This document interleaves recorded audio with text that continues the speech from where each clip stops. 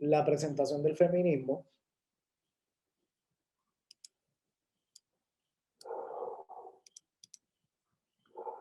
Ok, vamos entonces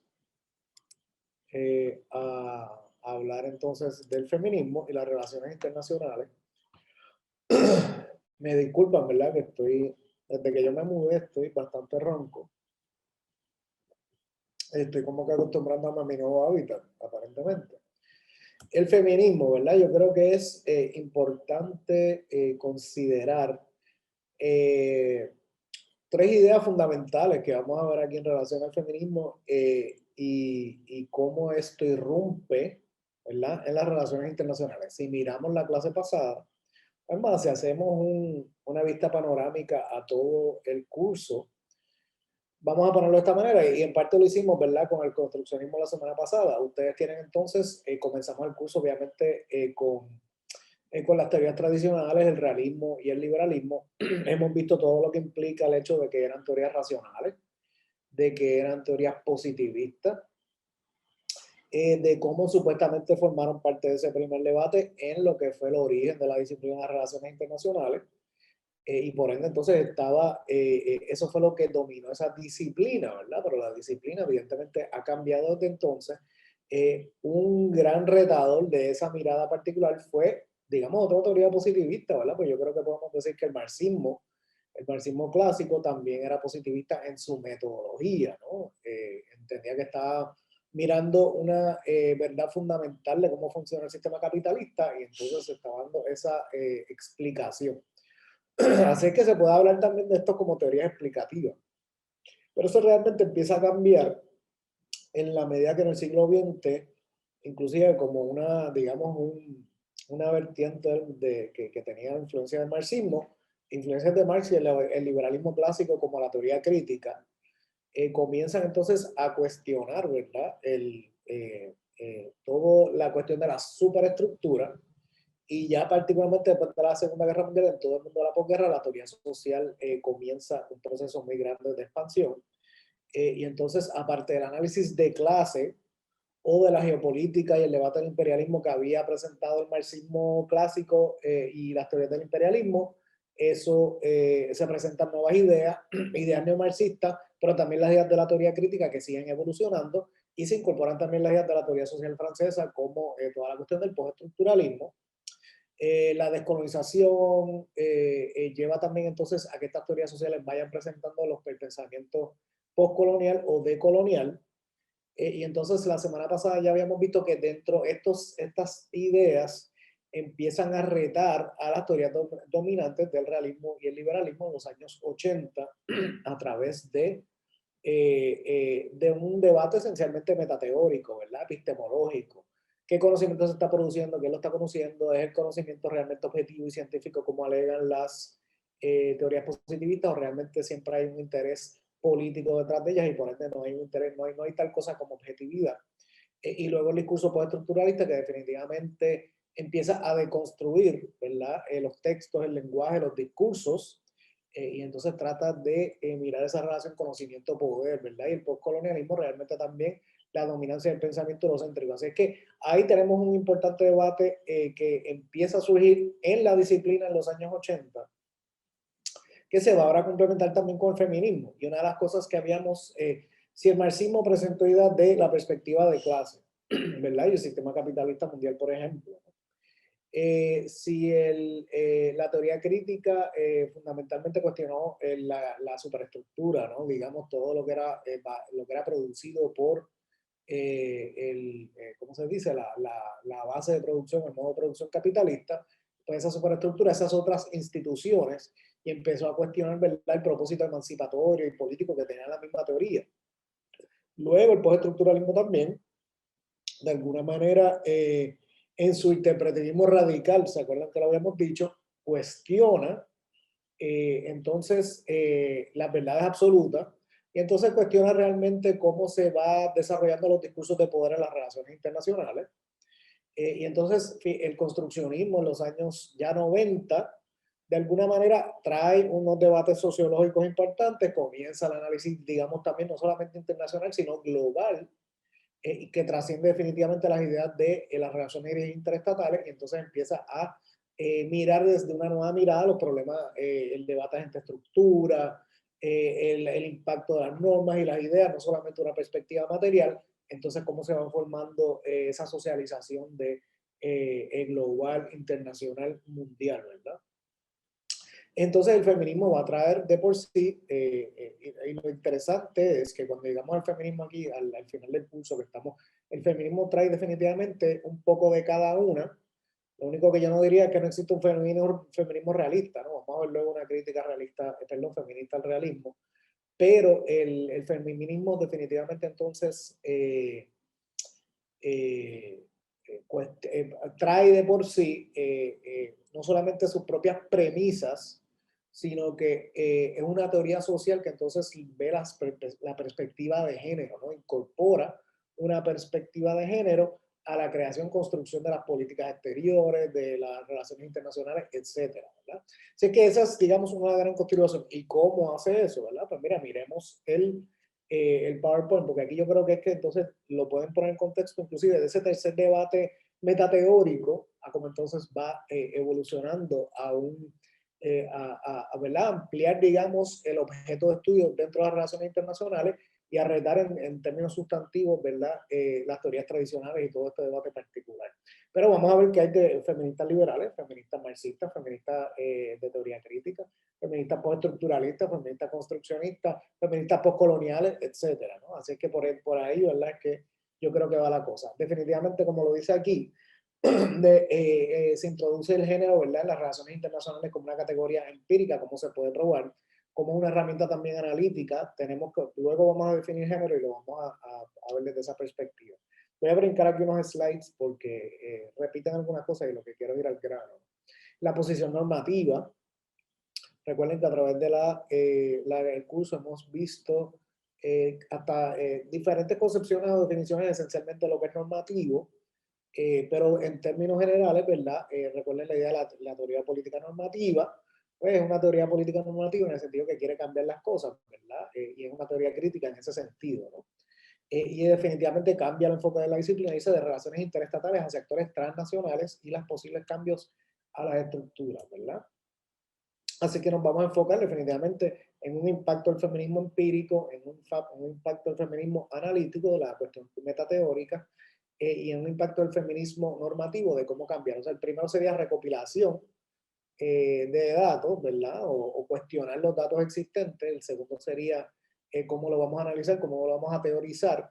Y entonces el tercero sería normativo en términos de la agenda normativa y los cambios, ¿no? Aquí tenemos otra manera de verlo, expresar el feminismo empírico en una fotografía de la realidad, el feminismo analítico como un análisis de esa realidad, el feminismo normativo como transformar esa realidad. Así que yo creo que ahí queda bastante claro. Habría que entonces también decir, mira, el feminismo también, igual que podemos hacer esa presunción del marxismo, es realmente un movimiento ya de siglos, o sea, comienza, ¿verdad? Yo diría que evidentemente siempre ha habido mujeres importantes en la historia. Yo creo que parte de la crítica es que mucha de la historia patriarcal, y vamos a ver que una de las premisas más importantes del feminismo es el patriarcado, evidentemente minimizan el rol de la mujer en la historia y la tratan de marginar y subyugar precisamente, ¿verdad? Porque es concebido dentro de esas nociones patriarcales.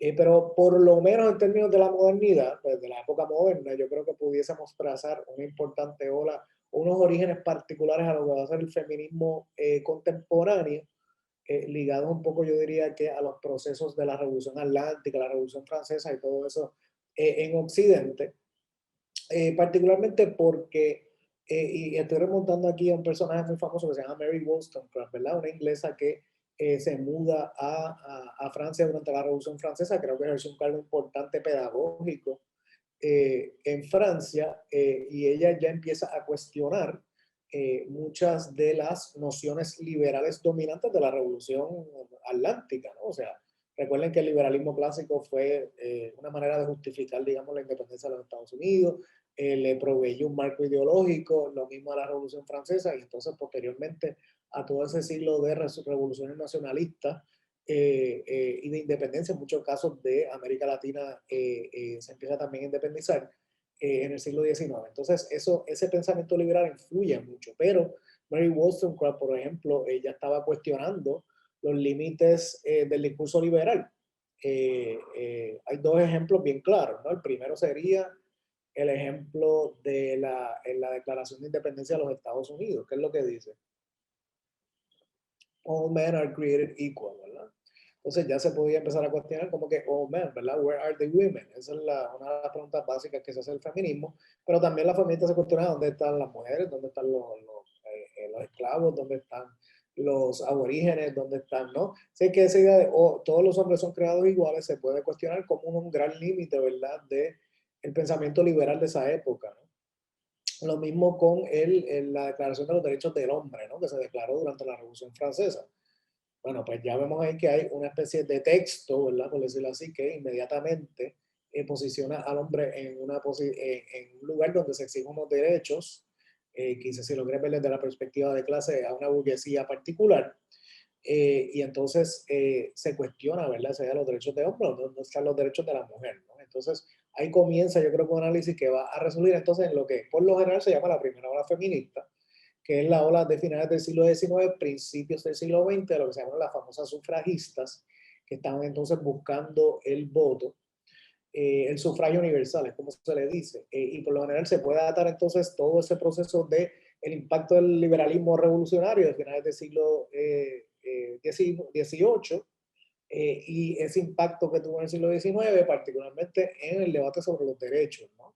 Y esa idea de la igualdad ante la ley, un hombre, un voto, pero también un ciudadano, un voto que incluye entonces a las mujeres, fue una de las grandes luchas. Por eso, digamos, el feminismo sufragista que partía, yo creo que premisas predominantemente liberales, ¿no?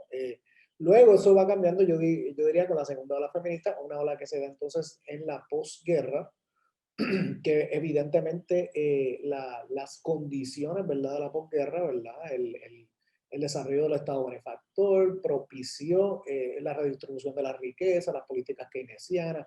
En los Estados Unidos propició los movimientos del derecho civiles, ¿verdad?, los afroamericanos, y toda una serie de otros movimientos sociales importantes y políticos que se van dando entonces en ese momento. Y era una época de avanzada en ese sentido y por ende, ¿verdad?, se da la segunda ola feminista, que entonces ya estaba empezando a cuestionar la, el problema de la desigualdad de género con unos lentes de género y particularmente cuestionando todo las instituciones socioculturales. Es decir, la igualdad de derechos no es suficiente porque al fin y al cabo la institución de la ley no transforma, o sea, eso es un debate, ¿no? Pero no transforma ya de por sí sola las tradiciones patriarcales que son parte de las instituciones socioculturales. Por ende, habría entonces que pensar en la posible desmantelación, ¿verdad?, de instituciones socioculturales dominantes, ¿verdad? Y ahí está el proceso de la teoría política normativa, ahí está el trasfondo de la teoría crítica, ¿verdad? Y lo que las feministas hablarían de elementos socioculturales, políticos y económicos, ¿verdad?, en términos empíricos y materiales, sobre esas desigualdades o esas asimetrías entre los géneros, ¿no? Y ya está un debate, ¿verdad?, mucho más profundo en ese sentido, que se distinguieron toda una serie de feministas que escribieron ya unos libros con una base teórica mucho más profunda en ese sentido, y entonces así se da esa segunda ola.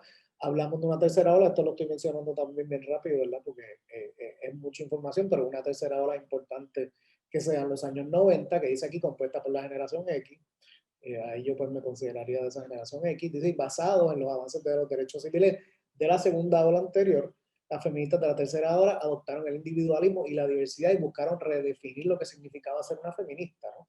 Ya esto es una generación que está haciendo una introspección muy profunda de las ideas del feminismo en particular, y entonces están surgiendo toda una serie de movimientos basados en las identidades y se empiezan entonces a cuestionar.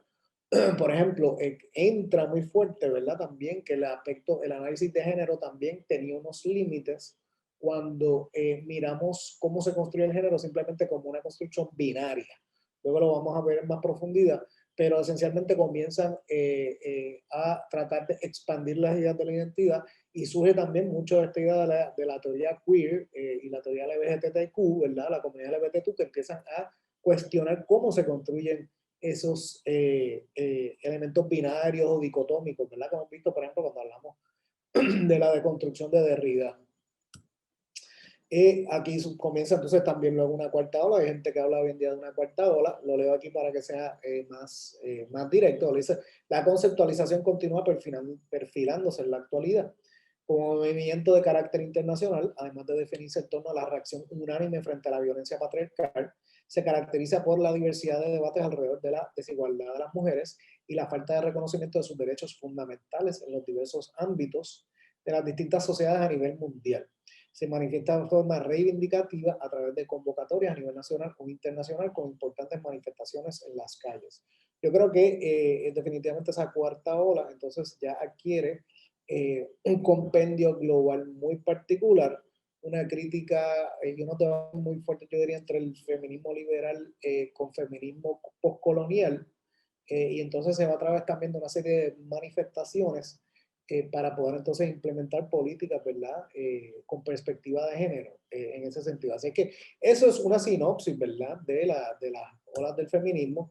Yo creo que pueden buscar más información sobre eso si les interesa específicamente cómo se ha evolucionado el feminismo. Aquí lo que nos compete entonces es tratar de entender esto en el contexto, ¿verdad? De la política internacional y cómo entonces las feministas han hecho una crítica particular a las relaciones internacionales. ¿Verdad? Que después de la Guerra Fría se cuestionó las bases de la teoría, que es lo que había dicho al comienzo de la presentación de hoy, ¿no? Dice, la política de identidad y cultural retó, ¿verdad? La ontología, la epistemología y la ideología que hemos dado durante el semestre, y por eso intrínseco para entenderlo y darle significado. Así que teorías sociales, estamos entonces dándolas como teorías constitutivas, ¿no? ¿Qué le da sentido a las cosas? ¿Qué le da significado a las cosas? Y por ahí entonces el feminismo deconstruye mucho de lo que de lo que, por ejemplo, en el caso de las relaciones internacionales ha sido construido, ¿verdad? En ese sentido, no hay una sola definición de feminismo. Se va a hacer análisis de la subordinación global de la mujer, ¿verdad? El propósito de erradicar esa subordinación a nivel económico, político, físico y social. Y es un análisis del poder y su impacto. Así que yo creo que aquí también es importante explicar otra definición del poder, ¿verdad? Nosotros hemos visto diferentes como un elemento fundamental, digamos, de la ciencia política, entender el poder en diferentes definiciones a través de diferentes teorías, ¿verdad? Habíamos visto la lucha de poder entre los estados, ¿verdad? Esa lucha inmutable, ¿verdad? Que es lo que le da, digamos, la fuerza a la explicación realista. Habíamos visto entonces cómo mitigar ese poder o cómo compartir información a través de la cooperación, el liberalismo, las nociones de cómo cambia el poder con el construccionismo también, el poder de clase del marxismo. Aquí definitivamente yo creo que hay una crítica bastante clara de una especie de poder patriarcal, y entonces eso le permite también al feminismo incorporar sus propias premisas para entonces utilizar los marcos teóricos para entonces hacer el análisis, ¿no? Ya en los años 80, en la manera en que la teoría feminista entra al debate metateórico que hemos hablado, dice, en los años 80 las feministas entran con la perspectiva metateórica contribuyendo con una epistemología feminista. Y entonces esa segunda generación de feministas utilizaban el género como una categoría analítica en los estudios de la política exterior, seguridad y de la economía política global. Eso quiere decir que entonces las feministas van a retar la de la construcción política, de cómo se construyen las ideas de la seguridad y del rol de la mujer en la economía global contemporánea. Así es que tendríamos también que tratar de hacer una definición de acuerdo con nuestro libro, cómo se da construcción social, muy de Derrida, cultural, inclusive postcolonial, de dicotomías, ¿verdad? Es decir, cómo se crean estas dicotomías, estas dos ideas que de alguna manera se sustentan una a la otra a pesar de ser contradictorias, ¿no? Y muchos de los discursos de poder entonces estarían basados en esas dicotomías como tal, pero el feminismo también, igual que el postestructuralismo, vimos, por ejemplo, la dicotomía anarquía-soberanía de Ashley, ¿verdad? Como él hace esa crítica a esas nociones de anarquía-soberanía. Bien, postcolonial, construyendo nociones egocéntricas de superioridad, ¿verdad? De otros, el debate nosotros versus los otros, que de alguna manera da le da, ¿verdad? A las políticas imperialistas y de control colonialismo. Aquí sería entonces cómo se construye a través de dicotomías y oposiciones binarias. Esa idea también se da a través de esas ideas dicotómicas, ¿no? De esa posición jerárquica. Por lo general se le da masculino, ¿verdad? Unos significados particulares y el significado contrario se le da entonces a las cosas femeninas. Eso se suele repetirse en los discursos de poder diarios, inclusive entonces se le adjudica, ¿verdad? Ciertas características masculinas a ciertas cosas y ciertas características femeninas a ciertas cosas. Y eso no termina solamente en los hombres y las mujeres, sino que también eso se da en toda una serie de políticas particulares, ¿no? Entonces, habría que preguntarse cuáles, las vamos a ver aquí los ejemplos más adelante, ¿no? Pero también cuestiona entonces la creación de una heteronormativa, ¿verdad? La idea de que se subvalora a las mujeres y a los hombres que no se ajusten a la norma económica, racial y cultural, ¿verdad? Luego vamos a ver un ejemplo particular de una crítica a la heteronormativa específica. Por ende, ¿verdad? La crítica feminista a, por ejemplo, las teorías tradicionales, de igual manera, critica sus ideas atemporales inmutables, ¿verdad?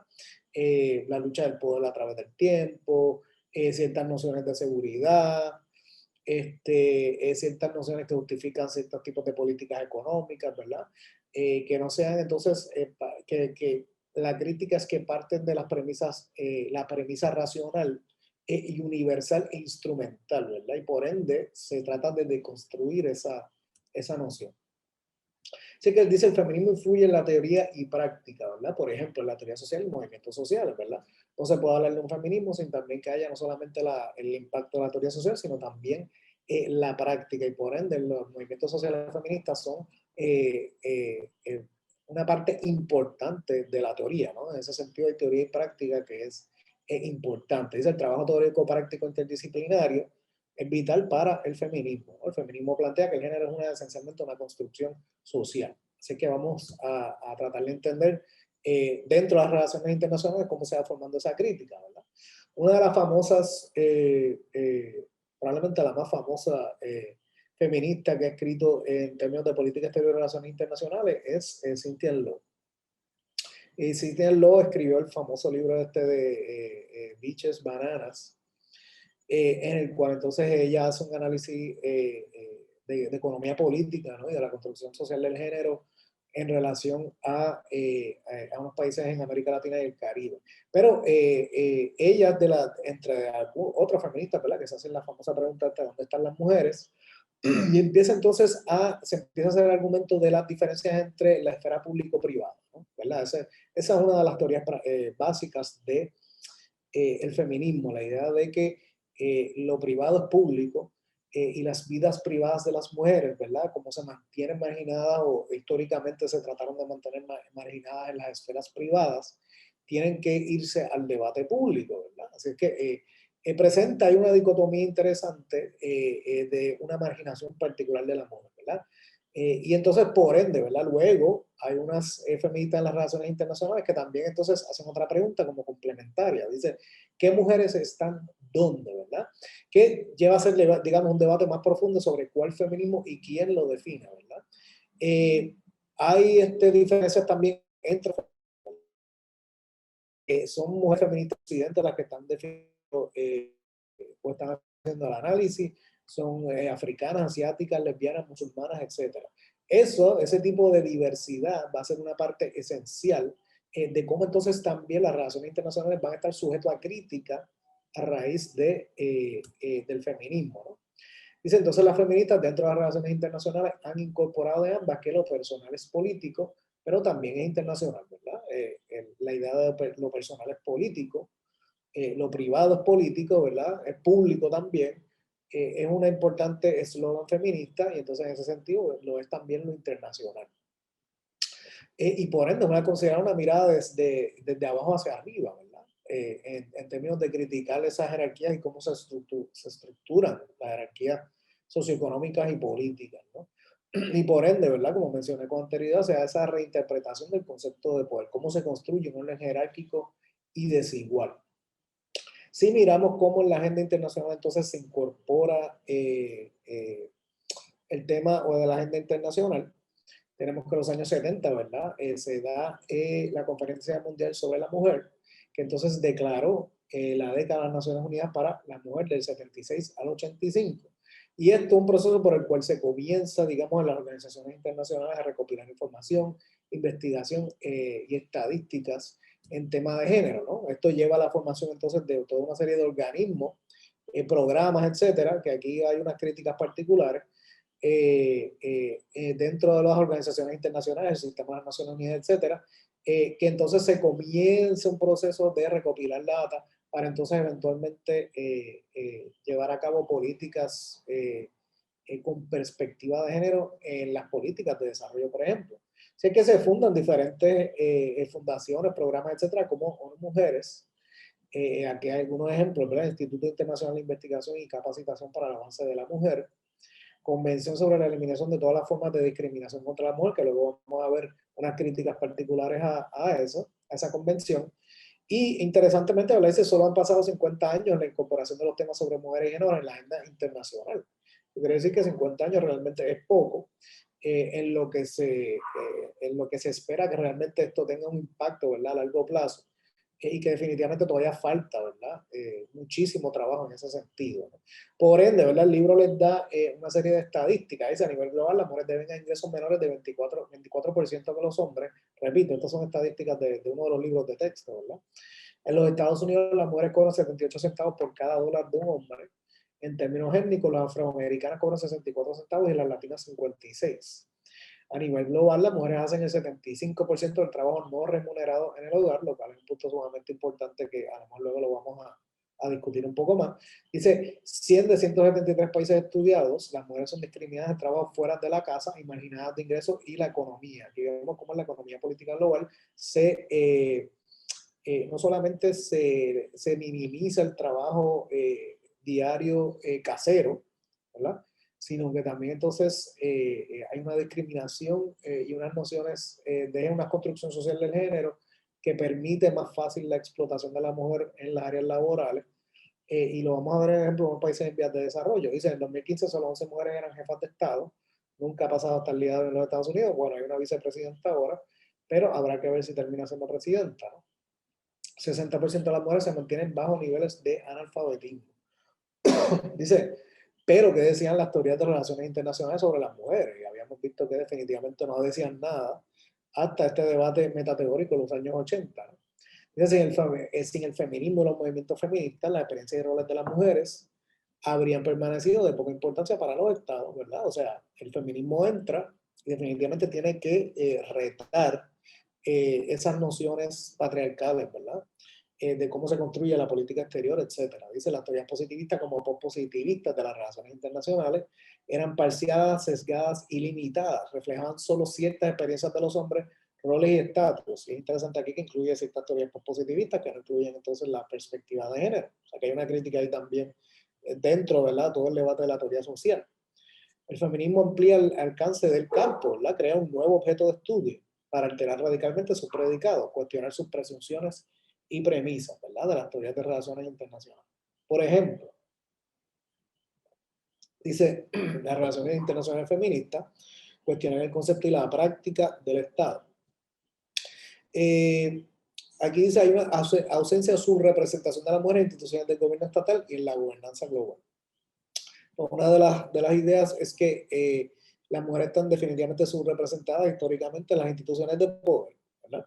Y que en la medida en que miramos cómo se desarrolla el mismo sistema internacional, a nivel multilateral, la política exterior, las relaciones internacionales, la diplomacia, siempre la mujer ha estado en posiciones marginadas o ha estado mucho menos representada, ¿verdad? O participado de esas instituciones de poder político, ¿verdad? Por poner ese ejemplo en particular.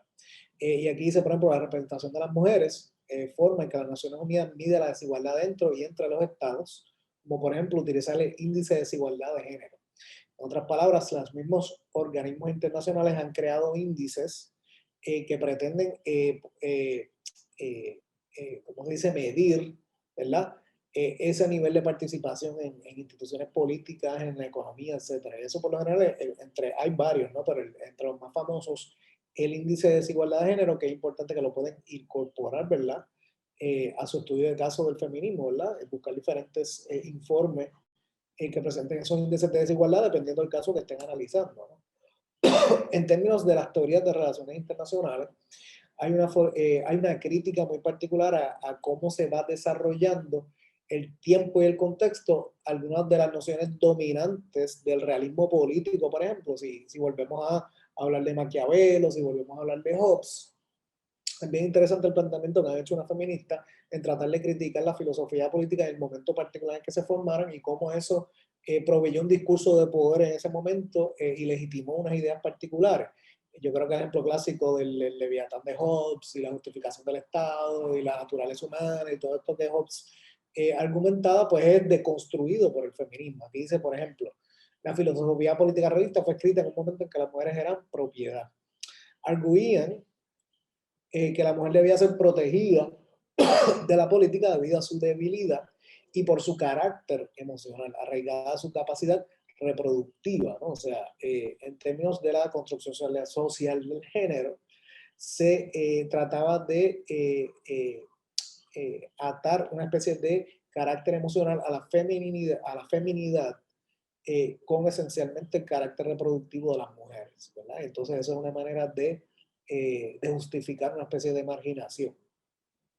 Y entonces es bien interesante porque entonces las nociones de la filosofía política moderna básicamente están construidas a través de la exclusión de las mujeres, los cuerpos de las mujeres, por el ejemplo que acabo de dar, ¿verdad? Y la heterosexualidad, o sea, en otras palabras, aquellos hombres que no se ajustaban a la norma creada y organizada, digamos, en términos socioculturales y políticos, económicos, desde, digamos, de la construcción de la modernidad y la filosofía política moderna, quedaban excluidos y quedaban marginados entonces también de la esfera de poder, ¿verdad?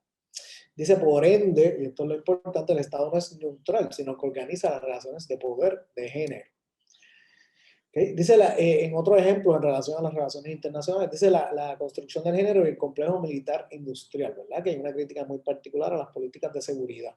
Entonces, la masculinidad y el rol de los varones esencialmente como protectores de las mujeres, ¿verdad? En gran medida, en la medida en que se fue construyendo también la guerra moderna y se fue entonces marginando a las mujeres a los espacios privados, ¿verdad? La crítica feminista entonces empieza a cuestionar cómo se va desarrollando la idea de la seguridad estadocéntrica.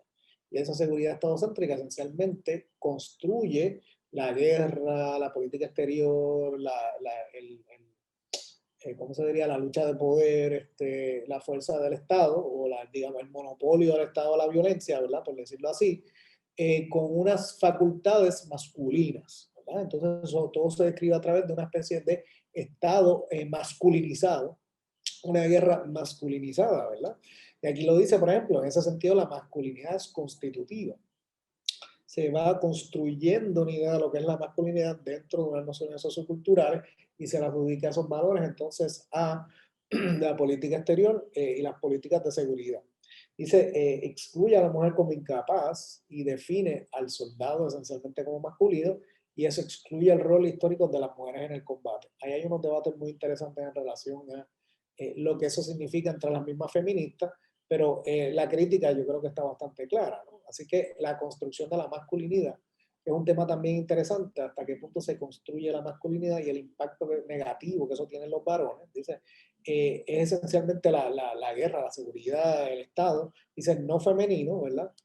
No débil, no queer, ¿verdad? La heteronormativa y no emocional, ¿verdad? Y entonces así se construye al soldado y a la guerra, ¿verdad? Y al varón, ¿verdad? dice el poder se basa en jerarquías sociales, políticas y económicas. Así que aquí vemos unas diferencias en términos ya de las diferentes teorías dentro inclusive de las relaciones internacionales. El concepto del poder, ¿verdad? Dice, para el feminismo liberal el poder es una variable empírica entendida como la diferencia biológica del sexo entre hombres y las mujeres, ¿verdad? Pero en la medida en que vamos a otras teorías, ¿verdad? Teorías más críticas, ¿verdad? Tienen otras nociones, ¿verdad? Para la teoría feminista crítica, el poder es esencialmente una construcción social que existen en prácticas sociales, en las identidades y las instituciones, ¿verdad? O sea, que no es meramente una variable empírica, ¿verdad? En la teoría constitutiva, que pudiésemos definir como más cercano al postestructuralismo en ese sentido, el poder es esencialmente es un discurso, el famoso discurso de poder, que es esencialmente constitutivo como un código para el poder, ¿verdad? Una categoría analítica no necesariamente vinculada a los cuerpos masculinos y femeninos, pero vamos a verlo en un ejemplo que de hecho los define, ¿verdad? Les da sentido, ¿verdad? Parece que es constitutivo, pero luego vamos a ver un ejemplo particular. En este sentido, ¿verdad? Viendo ahora particularmente la perspectiva liberal, del feminismo liberal, dice, aboga por derechos y representación de hombres, se extiende a las mujeres, ¿verdad? O sea, algo que define el feminismo liberal es la igualdad de derechos, ¿verdad? En ese sentido, el Estado de Derecho debe reconocer a las mujeres y debe crearle las mismas oportunidades a través de reconocer sus derechos, ¿no? Para cambiar la desigualdad de género, ¿verdad? Habría en ese sentido que cambiar las instituciones e incrementar el número de mujeres que participan en las instituciones políticas. La desigualdad de género es una barrera al desarrollo humano y lleva mayor una incidencia de guerra y violencia. Yo creo que eso es un argumento importante de algunas teóricas feministas liberales, entre otras, ¿verdad? Críticas también, donde estudios han llevado a decir que aquellas sociedades donde hay mayor desigualdad de género dominan unas construcciones masculinas, digamos, construcción social de género de masculinidades en ciertos tipos de política y también hacen esos países, digamos, más violentos. Yo creo que hay como una, mirarle de pies a cabeza, ¿no? Por ejemplo, argumentos como el de Kant, en vez de simplemente pues, mayor comercio, que eso yo, como diría Adam Smith, o sistema representativo y democracia, realmente es la desigualdad de género. Mientras menos desigual así va a ser. Ahí hay potencial, la teoría liberal feminista que sería interesante ¿verdad? Analizar, ¿no? Pero también está las perspectivas críticas que incluía la teoría marxista, ¿no? Y la crítica a la economía política, ¿verdad? Por decirlo así. La teoría crítica feminista critica el feminismo liberal. Dice que los liberales dependen demasiado de la neutralidad de sus métodos. Pues recuerden que el liberalismo entonces es esencialmente positivista, etcétera, ¿verdad? Y cuestiona reforma y redistribución del poder sin cambio social, ¿verdad? Es posible simplemente ingresar varias mujeres al poder y pretender que eso va a cambiar las desigualdades sociales y las construcciones patriarcales y la jerarquía. Es una buena pregunta, ¿verdad? Dice, resaltan las relaciones sociales, económicas y políticas que estructuran las relaciones de poder. Dice, todo esto extrae elementos de la teoría marxista o del feminismo marxista, por decirlo así, para priorizar elementos socioeconómicos. Así que, como les digo, vamos a ver una crítica a la economía política particular. Identifica variables interdependientes como la opresión de género y la clase social. En otras palabras, no tendrías que ver a las mujeres en su perspectiva de clase, ¿verdad? Como esencialmente proletarias, ¿no? O sea, siendo explotadas por un sistema capitalista particular, ¿verdad? Que explota su trabajo, su labor a nivel privado, a nivel público, etc. Aquí tenemos unos ejemplos particulares de la teoría crítica feminista en las relaciones internacionales. Whitworth y Bruegel, ¿verdad? En dos libros diferentes. Aquí vemos uno, Feminism and International Relations, y el otro, The Global Construction of Gender. Y analizaron y describieron la reproducción del género a través de la mano de obra remunerada y no remunerada, ¿verdad? Interesante ahí tratar de entender la mano de obra femenina, ¿verdad? Y quizás cómo puede demostrar un nivel de explotación laboral. De acuerdo a Spike Peterson, creo que dice el crecimiento de los mercados financieros y la flexibilización laboral informal, esencialmente ver cómo la liberalización de la finanza, darle más poder al capital financiero, esencialmente lo que está diciendo, ha impactado negativamente a las mujeres, esencialmente ha devaluado el trabajo de las mujeres, y en particular dice hay una diferenciación entre el trabajo reproductivo y productivo, que lo marca, ¿verdad?, el sistema patriarcal en ese sentido. Así que hay una crítica específica, por ejemplo, a la idea de la doble carga, ¿no? La idea de las mujeres que tienen que hacer un nivel de trabajo doméstico más trabajo asalariado y el nivel de explotación que eso implica, ¿verdad? Porque el trabajo doméstico no es remunerado, el trabajo asalariado es muy mal pago, ¿verdad? Y por ende, ¿verdad? Se explota esa relación entre el sistema financiero, la creación de la doble carga y la explotación, ¿verdad? Y eso también está ligado a una feminización que hay que considerarlo en términos de etnicidad y racial de la pobreza. Esencialmente, las mujeres afroamericanas, en el caso de Estados Unidos, por ejemplo, o si quieren otro país, ¿verdad?, donde hay diferencias también étnicas marcadas, eh, posiblemente la evidencia empírica implicaría en este caso de que están en una posición menos privilegiada y son más explotadas que una mujer blanca en ese sentido, ¿no? Dice la teoría feminista crítica desconfía del esencialismo de género, esa idea de que todas las mujeres son iguales, ¿no? Eso es un debate importante dentro del feminismo, es una crítica que se le ha hecho a las feministas liberales que no se puede, o particularmente, digamos, las feministas occidentales, que partían por mucho tiempo de la premisa, ¿verdad?, de que todas las mujeres eran iguales, pero que realmente había que llevar un análisis mucho más profundo, ¿no? Dice, por ende, ¿no? Dice, las mujeres colonizadas, imaginadas y explotadas son una lección sobre la violencia en la política global. Y en el caso de Maria Stern, ella lo demuestra a través de su análisis de las mujeres mayas, siendo las mujeres mayas, ¿verdad?, habiendo sufrido parte del impacto de las políticas exteriores de la guerra civil en el caso de Centroamérica, para Stern son un texto válido de la política mundial en el tema de la guerra, la violencia y la seguridad, ¿verdad? Posiblemente las que más sufrieron, ¿no?, en esos procesos de guerra civil, ¿no? Y es importante entender ese proceso.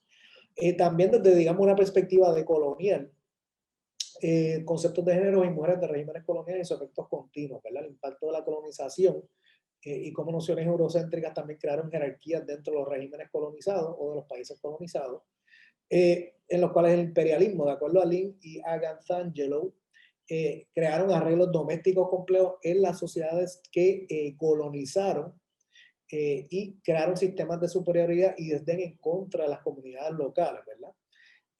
Dice, sin embargo, el colonialismo no se hubiese podido haber implementado sin estas comunidades locales, ¿verdad?, donde se creaban estas diferencias de jerarquía. Había un control de la sexualidad a través de la colonización, de acuerdo con la raza y la posición social, ¿verdad?, donde, digamos, el hombre blanco siempre tenía mayor ventaja al control sexual, imponer su noción del patriarcado, ¿verdad?, etcétera.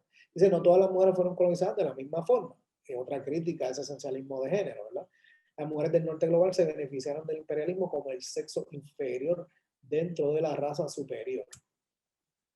Y dice el legado del colonialismo y el imperialismo, ¿verdad?, de acuerdo a esta teoría postcolonial feminista.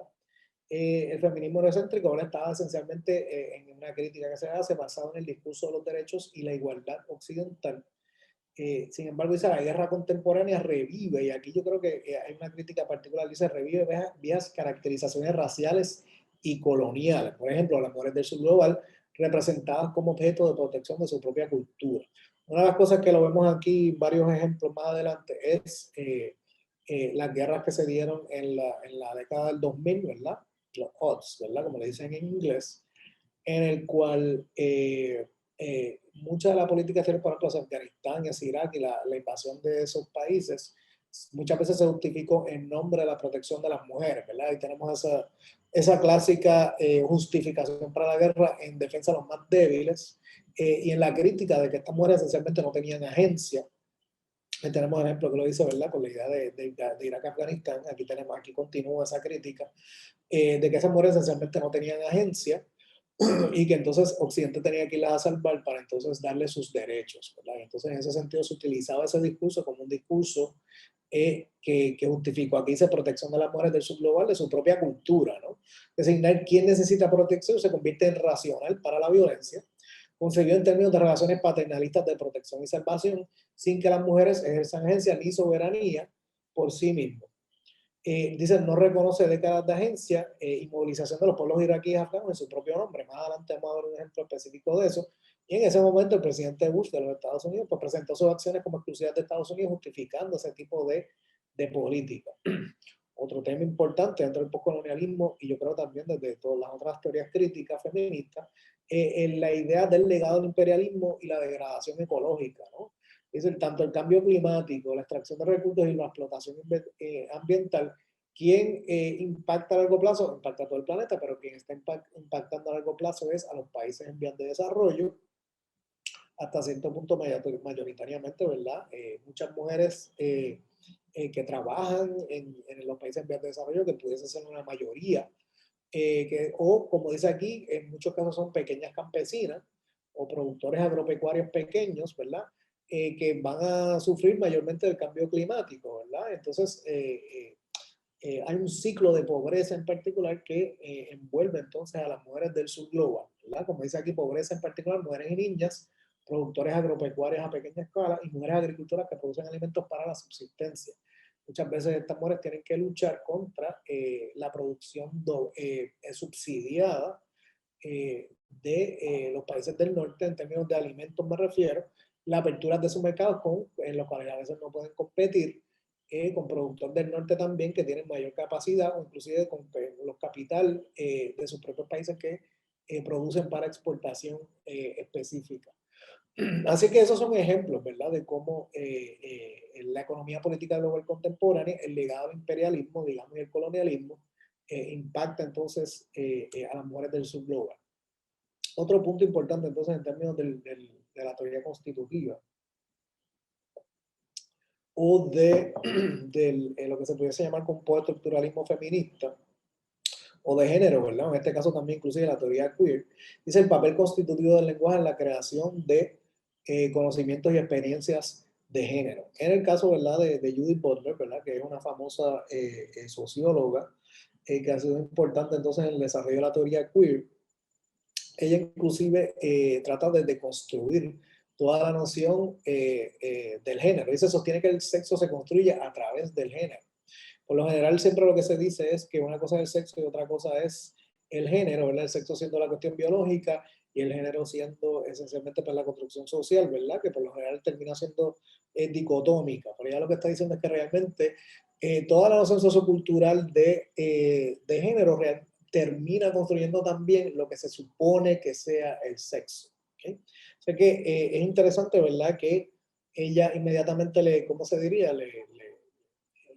Implicaría que la causa, ¿verdad?, de lo que nosotros entendemos como el sexo y la normativa sexual, ¿verdad?, por decirlo así, lo que se acepta en la sociedad, realmente lo construye la misma construcción social de género. Por ende, ¿verdad?, el género que es socialmente construido va a impactar entonces en esa construcción de lo que supuestamente es el sexo, ¿verdad? Aquí vemos unos ejemplos específicos de lo que está tratando de decir. En ese sentido, ella habla de la performatividad de género, la idea de que la gente simplemente está actuando, esa idea de performatividad, de acuerdo con lo que su género se supone que les permita hacer, ¿verdad? Y por ende, no actuar dentro de la normatividad pudiese inferir un castigo, una disciplina, de que no estás actuando como se supone, ¿verdad? Y por ende, ahí volvemos entonces también a la idea de Foucault, ¿verdad?, del panóptico y de la autodisciplina y todo esto. Uno termina inclusive autodisciplinándose uno mismo porque se ha construido esa noción sociocultural del género que nos obliga a autodisciplinarnos para entonces comportarnos de acuerdo a lo que la sociedad ha escogido como nuestra identidad. ¿Okay? Aquí lo leo, ¿verdad?, para profundizar. Dice, nacer hombre o mujer no determina tu comportamiento, pero los seres humanos aprendemos a comportarnos de manera en que podamos encajar en la sociedad, ¿verdad?, entre comillas. El género no es lo que somos, sino más bien lo que hacemos. Socialmente, una se convierte en mujer asumiendo el imperativo de identificarse con la mujer feminidad y de desear al hombre y la masculinidad. Esto requiere una iteración constante, ¿verdad?, procesos de repetición con los resultados deseados, ¿verdad? Esa idea de que en la ¿cómo se dice?, en la práctica, una idea, ¿verdad?, como racional supuestamente de empírico, de que es la manera que esto se convierte en la práctica natural, pero se convierte también, digamos, en la normativa, ¿no? El género es para supervivencia cultural y evitar el castigo, ¿no? Así que nos autodisciplinamos y entonces actuamos de acuerdo con las normas impuestas, ¿verdad?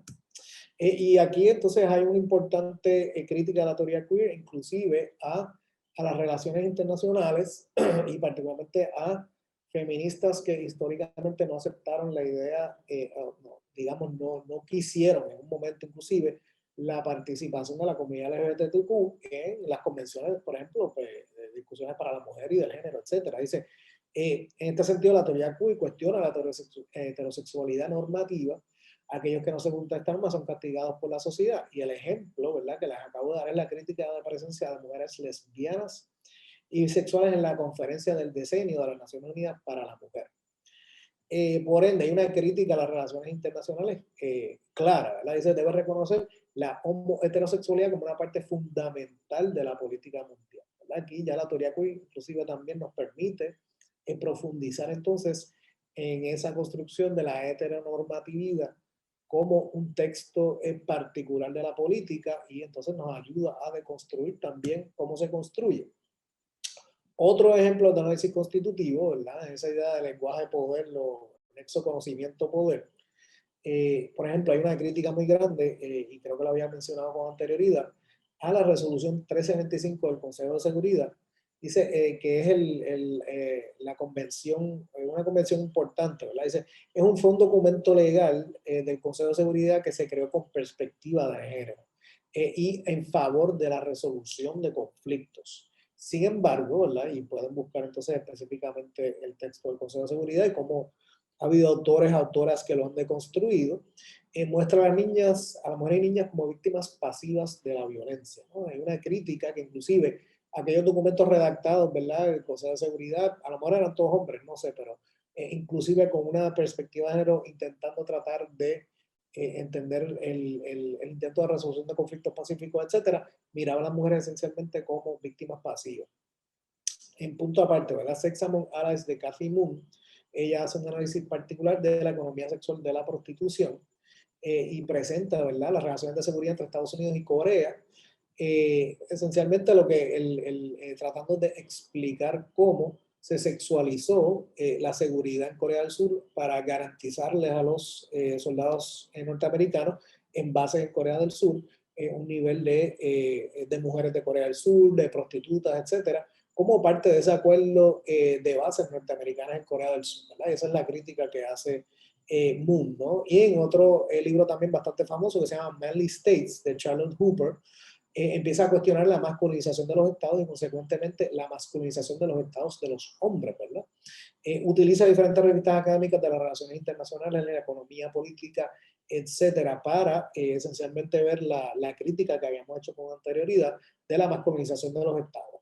Ahí tienen entonces varios ejemplos de análisis constitutivo feminista. Que para ir terminando, aquí tenemos un ejemplo que realmente repite la idea del primer movimiento feminista y las sufragistas, ¿verdad?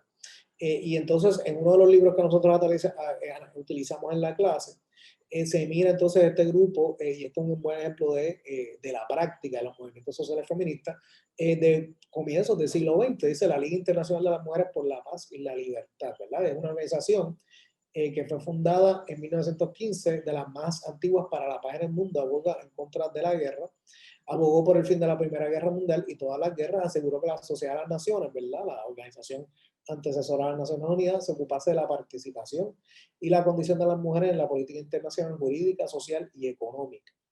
Pues también está la Agenda de Mujeres, Paz y Seguridad, que es el resultado concertado del esfuerzo de las organizaciones feministas para educar a las Naciones Unidas y a otras organizaciones internacionales o intergubernamentales.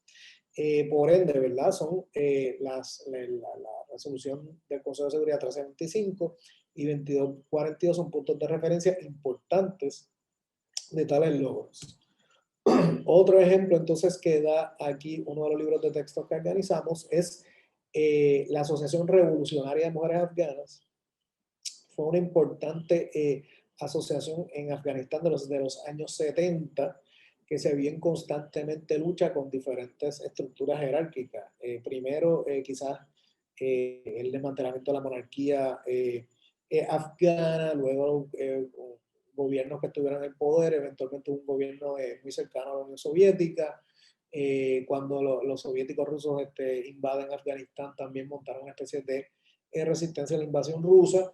Y luego también en la guerra civil y posteriormente contra el Talibán se organizaron de manera subterránea en contra de el poder del Talibán y ¿cómo se diría? La explotación, ¿verdad? Y la marginación y discriminación de las mujeres dentro del régimen del Talibán, que bastante fue criticado y utilizado como una excusa para la guerra, ¿verdad? En Afganistán.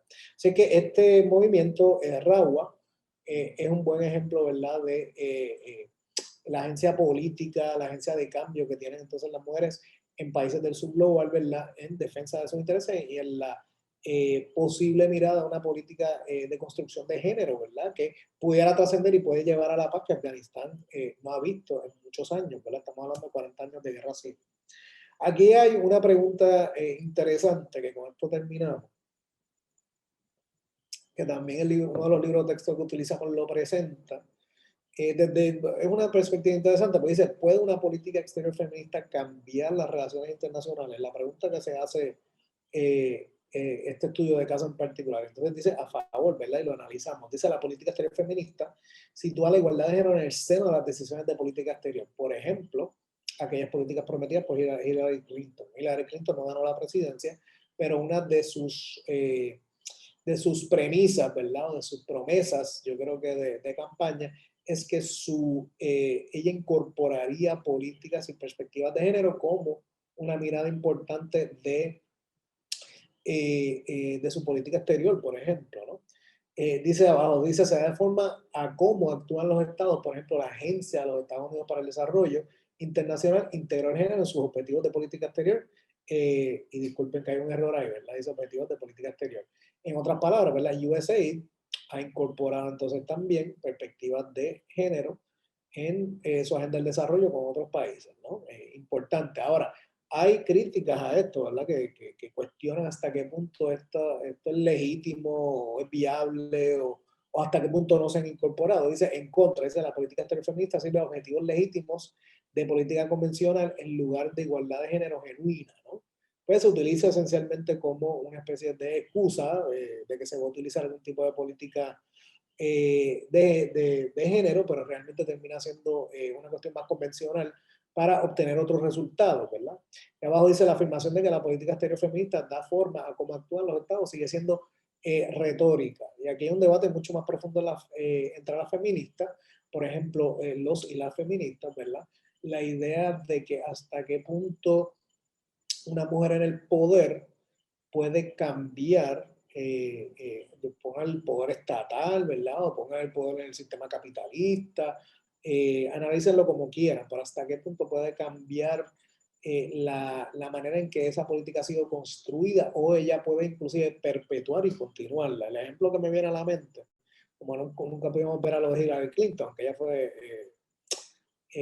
secretaria de Estado en los primeros 4 años de Obama. Pero no sé, Margaret Thatcher, ¿verdad? Margaret Thatcher históricamente fue este debate entre las feministas en los años 80 y posteriormente, de una mujer de una postura muy conservadora de derecha, que apoyó unas guerras del Reino Unido, etcétera, por ejemplo, la guerra de las Malvinas, e implementó políticas neoliberales, recortes de servicios públicos y privatizaciones, y entonces hasta qué punto eso impactó negativamente a las mujeres, y continuó unas políticas particulares. Así que hay un debate feminista que es importante en relación a la obtención del poder, ¿verdad? Y qué es lo que realmente hay que cambiar. Nada, como siempre, ¿verdad? Siempre se dividen los grupos, siempre se discuten y se hacen las siguientes preguntas que yo creo que se las deben hacer, aunque no vayamos a hacer el grupo en esta ocasión en particular, pero la idea de las premisas del feminismo, ¿verdad? De cuáles son estas premisas dominantes, con cuáles estás de acuerdo, con cuáles difieres, ¿verdad? Qué temas te llamaron la atención y debes cuestionarlas. Así es que para terminar estos tipos de premisas, ustedes las deben incorporar en su último estudio de caso, que es el estudio del feminismo. Entonces ahí llevar a cabo, hacer su propuesta de investigación basada en cómo esas premisas lo llevaron a construir esa pregunta y a construir la propuesta. Es importante entonces también que recuerden que puedes hacer un análisis feminismo liberal, con una metodología positivista, causa y efecto, variable independiente, dependiente, etcétera. Pero también puedes hacer otros tipos de análisis. Feminismo construccionista, feminismo postestructural constitutivo, ¿no? O teoría crítica, o perspectiva marxista de clase, etcétera. Ahora ustedes tienen todas esas herramientas y con eso ustedes entonces pueden hacer un análisis feminista, el que más le parezca, en el tema que ustedes entiendan, pero me deben entonces enviar esa propuesta con anticipación. Nada, con eso yo voy terminando. La semana que viene entonces ya ustedes saben que tienen que hacer las últimas presentaciones, esa será nuestra última reunión, y entonces discutiremos los diferentes estudios de caso que faltan por presentar. Bien, con eso yo me despido, ¿verdad? Que pasen buenas noches y estaremos, déjame apagar aquí, por lo menos el stop share. Yo me despido, que pasen buenas noches y entonces obviamente estoy disponible para ustedes, ¿verdad? Por email, etcétera, para entonces que terminamos, ¿verdad? El semestre de manera, ¿verdad? Que todos podamos pasar la clase, ¿verdad? Y podamos entonces haber hecho nuestro trabajo de buena calidad, ¿verdad? Con buenos estándares académicos. Nada, estoy pendiente entonces a sus correos. ¿Verdad? Que pasen buenas noches.